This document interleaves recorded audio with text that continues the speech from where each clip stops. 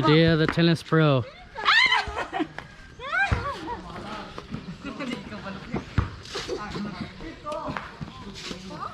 Oh. I'm sunburnt all to hell, but we're still going diving.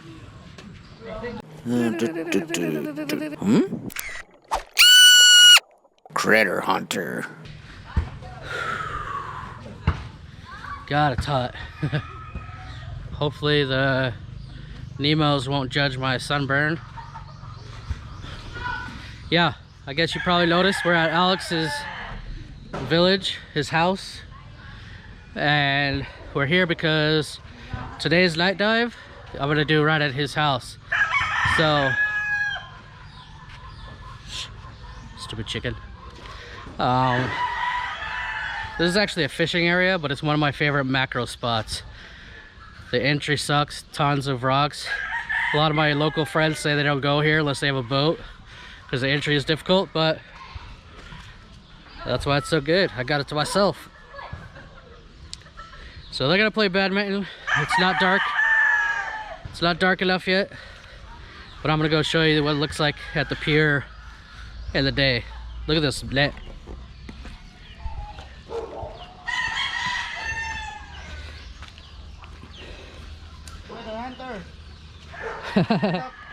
My boy. You catching something? Yeah. Hello, what's up? I'm gonna go diving here. Oh yeah. What's your name? Actually, we had a conversation the last time you had a live webcast at YouTube. All right. Last at the Alex village party. Not really, but the last time you had live. Oh, live, yeah. Scared me. I thought you were a monkey. All right. I was saying that your wife and my wife are both from Sikior. I remember now. Now. What's your name? I'm a big fan. Jai Jai. Hello. Say hi. All right, I'll go to the pier. Yeah. See you later.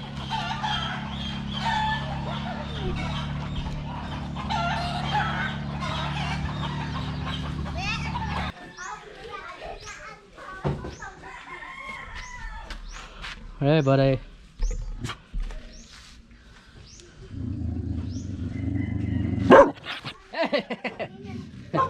Yeah, I'm glad that wasn't my hand. Sorry, I almost got you guys bit.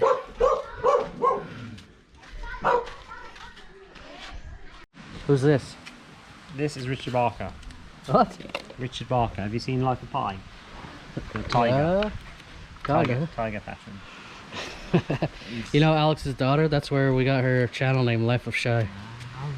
Yeah, because there's patterns. So this is the Fawn and Sun resort. All shut down for the pandemic like everybody else. Look how freaking deep this pool is.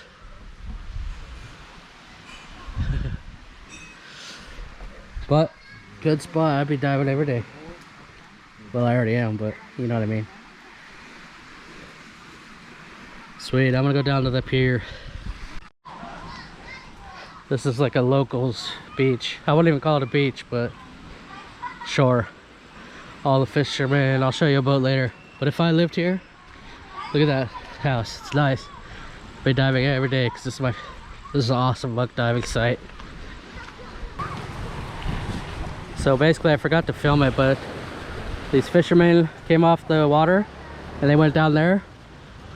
And all these people are running down there to buy the fish while they're still fresh.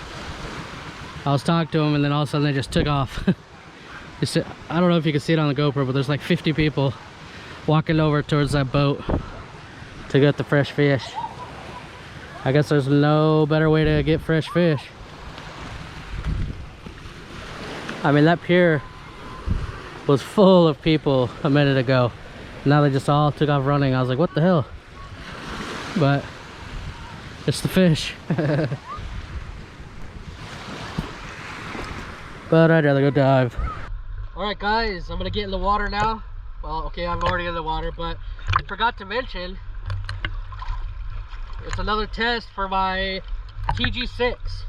I got the lights set up for macro. Hopefully I'll be able to move them though. And this is a great macro muck sight. No reef, just the perfect sight for me. So without further ado, I guess it's dark enough, 6:30 at night. Let's go find some little critters. Let's go.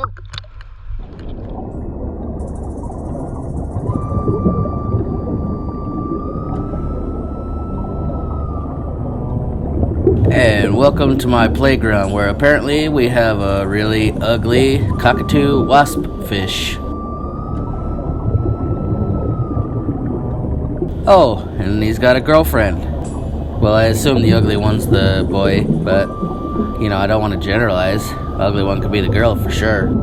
These guys are pretty cool. I like fighting them, even though it's not really macro. But that's also what I like about this camera, is there's no wet lenses. I can just zoom in or out, do macro focus or regular focus. It's really easy to switch back and forth from the big guys to the tiny guys. Pretty convenient.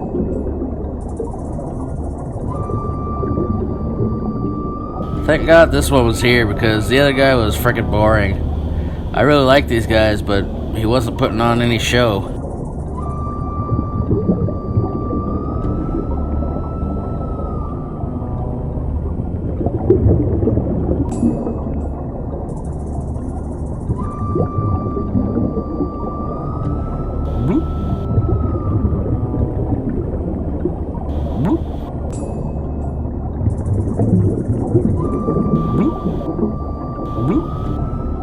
Here's a random snail in the grass. I think he's a little smaller, but those colors are pretty awesome. And then I ran into an anemone with clownfish eggs on the side, and I wanted to really test out the macro capabilities of the TG-6, and that's what I did here.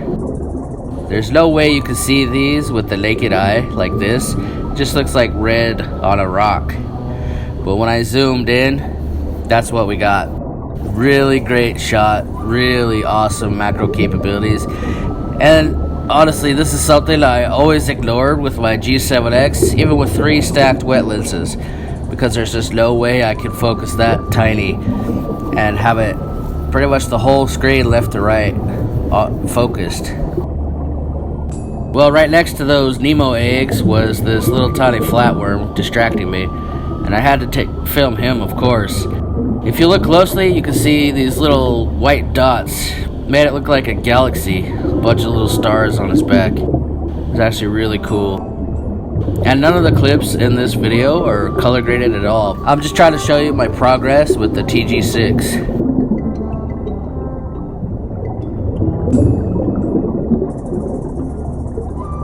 I ran into this floating blob. I have no idea what it is, so I'm just gonna call it a bloop. Hey, dude, you're ruining my hiding position. You're gonna give me away. Sorry. So, there's a giant nudibranch culture around the world, and there's people that hate them, think they're just annoying little sea slugs. Shout out to my friend Nick. And then there's people that love them. There's Facebook groups for nudibranch, there's fan clubs, and I tend to be in the fan club. And one reason is just because they're so cooperative and easy subjects to film. They can be real tiny or a little bit big, but they're always really easy to film, and they're always in really good spots. As you can see here, this one's moving quite a lot. It's hard to focus sometimes, but I gotta spend some time with him, try out the 4K, the 1080, 60, and the slow motion.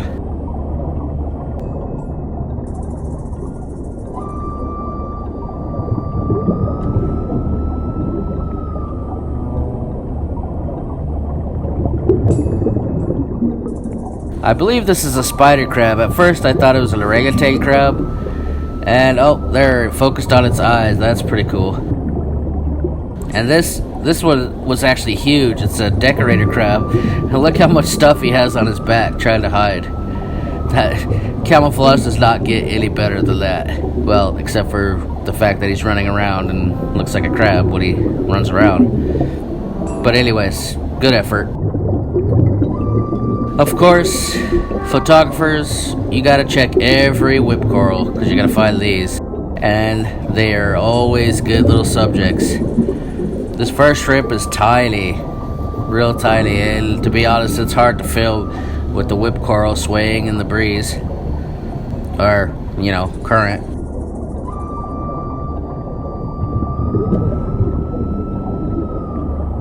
So here's the bigger one, the same whip coral, and I need to tell you a little story about this one.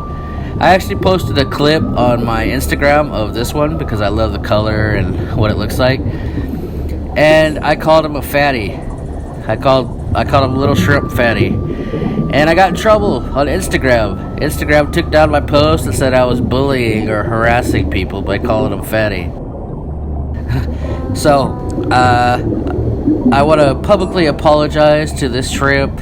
I didn't mean to call you a fatty. I'm not a shrimp bully. I'd like to apologize to Instagram. I'm not a bully. I'm sorry, Little Shrimp, for calling you fatty. I meant to say plump. Yeah. Anyways.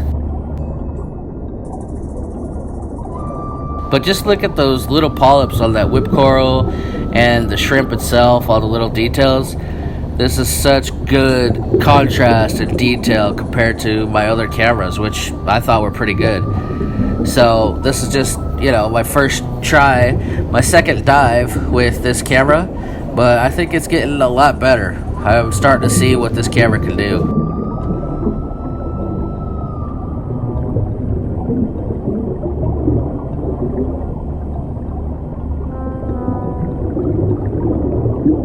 Here's a 4K shot. I didn't even crop it.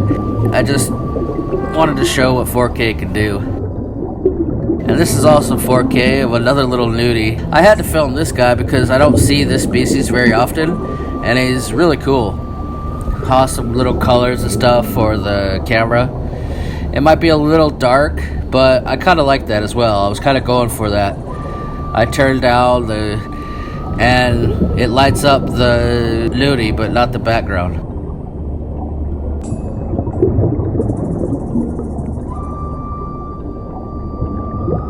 So by the end of the dive, it was another nightmare. Just like on the last episode, it's still sardine season, and they're just attacking us everywhere. They're just everywhere, hitting us. Everything they hit so hard they would kill themselves. There was just fish everywhere. It's pretty hard to film, but still, pretty awesome second dive, testing out the TG-6.